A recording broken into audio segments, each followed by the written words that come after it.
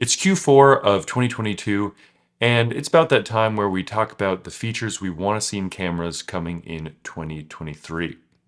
For me, without a doubt, it's global shutter. The last time I owned a camera with global shutter, it was the Blackmagic Cinema Camera 4K, the sort of rectangular one with the nice aluminum body.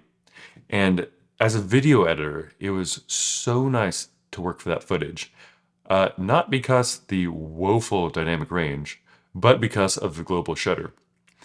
See, global shutter, yes, you'll see the jello effect of rolling shutter in some footage, like if you see those shots where they're shooting outside of a train and all the fences look like they're skewed like that, that's rolling shutter. And if you see like a propeller or a helicopter's blade spinning really fast and it has this odd, funky, twisted pattern, that's rolling shutter. So global shutter is where the entire sensor is exposed at once, so you have no movement artifacts.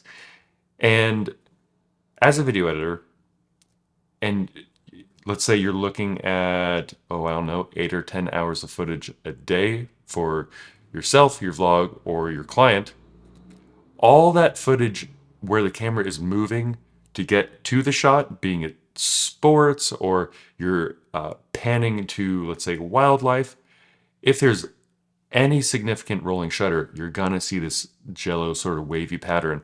And it gets really frustrating as an editor because you're the one seeing all that footage before the footage becomes the actual subject you want to capture.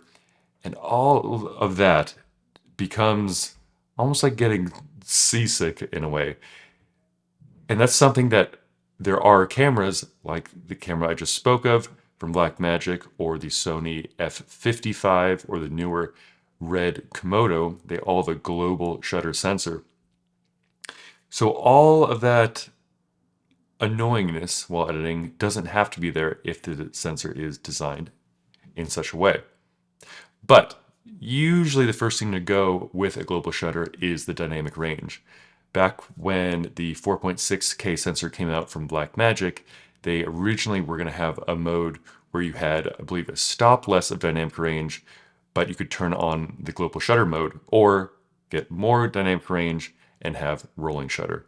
I think they ended up just nixing that completely because I did rent that camera for a little bit and there wasn't a global shutter option. So that's kind of forgotten in history at this point anyhow.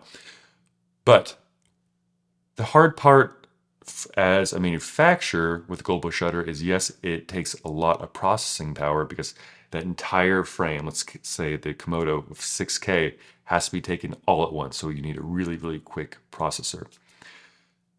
But more than that, more than the engineering, is the marketing. It's harder to market global shutter to the mainstream public than it is, let's say, a larger megapixel count or a larger battery or a wider color science or higher frame rates. Everyone's looking for higher frame rates in their cameras.